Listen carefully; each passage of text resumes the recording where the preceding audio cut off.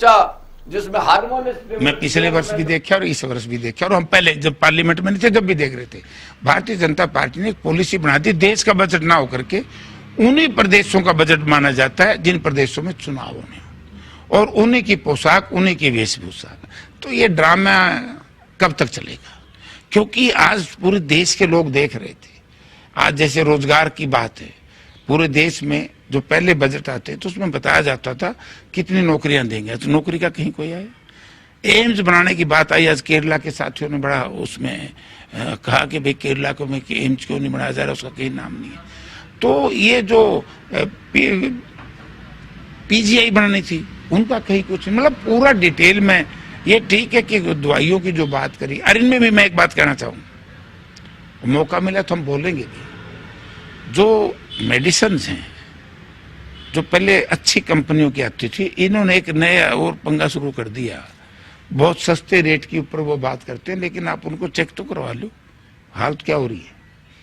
तो कोई बजट अच्छा नहीं है, और किसान का तो बिल्कुल पक्ष में नहीं है, हरियाणा के बिल्कुल खिलाफ, हरियाणा को कुछ भी नहीं दिया।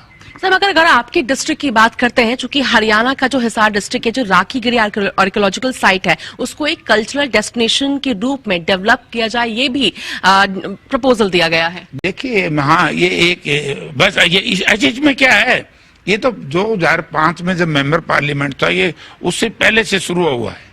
ये कांग्रेस गवर्नमेंट ने शुरू किया था, लेकिन वो इतना महत्वपूर्ण प्रोजेक्ट नहीं है जिसमें कोई रोजगार मिले, जिसमें कोई काम मिले। हमें क्या लाभ होगा उसमें?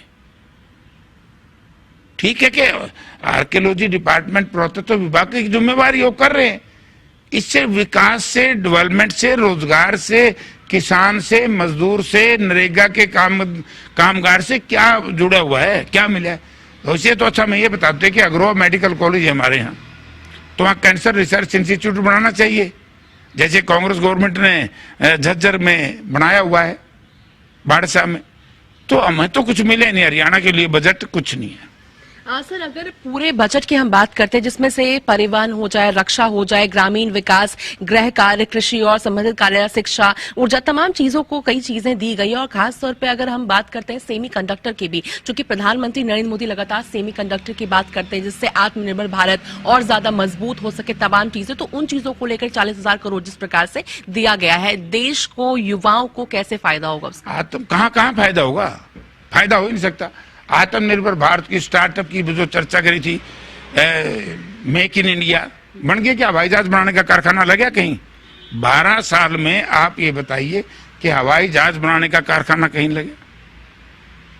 आप ये देखिए, बाहर से हथियार लाते हैं, उनके सिर्फ सारी टोटल यहाँ असेंबल करते हैं, उससे आगे कुछ नहीं दिया।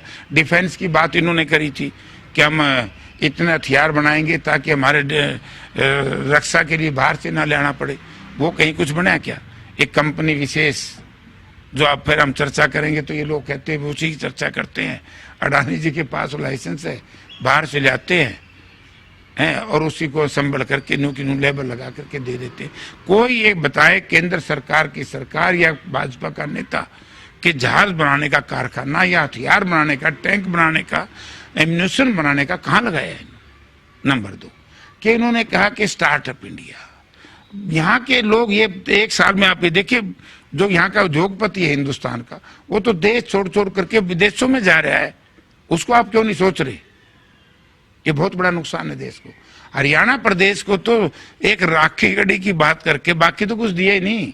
अगर वो हमें कुछ नहीं दिया, इन्होंने जैसे प्रेसिडेंशियल रेफरेंस में चर्चा आई थी कि भाई हम सिंधु जल समझौता हमने रद्द कर दिया, बार बार बीजेपी कहती थी, उसके लिए बजट ही नहीं रखा, तो पानी कहां से आएगा? डैम कैसे बनेगा? सर, एक आखिरी सवाल, चूंकि जब भी बजट की बात आती है, चूंकि 9वीं बार निर्मला सीतारमण वित्त मंत्री के तौर पे उन्होंने बजट पेश किया, मगर उनके अगर सारी की बात की जाए तो एक स्टेटमेंट की तरह जिस प्रकार से आता है, क्योंकि पिछले वर्ष अगर बात की जाए 2025 में बिहार में चुनाव होने वाला था, मधुबनी साड़ी बहुत फेमस है बिहार की, तो वो पहनकर वो आई थी। जिसके बाद इस बार की बात की जाए, तमिलनाडु, केरला में चुनाव होने वाले हैं और कांजीवरम साड़ी पहनकर आई थी। एक बहुत क्लियर बोल्ड स्टेटमेंट जिस प्रकार से दिया जा रहा है, विपक्ष किस प्रकार से इसे देखती है? तो ये पहनने, साड़ी पहनने, वैसे तो ये ड्रामा है। पोशाक पहन करके बजट तो पूरे देश का है भाई। उसकी बात नहीं मैं करता मैं, लेकिन मैं ये कहता हूं कि इस बजट में गरीब को और किसान को, बेरोजगार नौजवान को कुछ नहीं मिला। धन्यवाद। हमसे बातचीत करने के लिए तो हम सुन रहे थे लोकसभा सांसद जयप्रकाश जी को तमाम मुद्दों को लेकर, यानी किस प्रकार से इस पूरे बजट से विपक्ष काफी नाराज है। किसान हो जाए, युवा हो जाए, तमाम वर्गों को काफी निराशा इस बजट के जरिए भारतीय जनता पार्टी की सरकार, निर्मला सीतारमण वित्त मंत्री के द्वारा पूरे देश के नाम किया गया है। दिल्ली से कैमरा पर्सन मूलचंद के साथ अपराजिता, श्री हरियाणा न्यूज।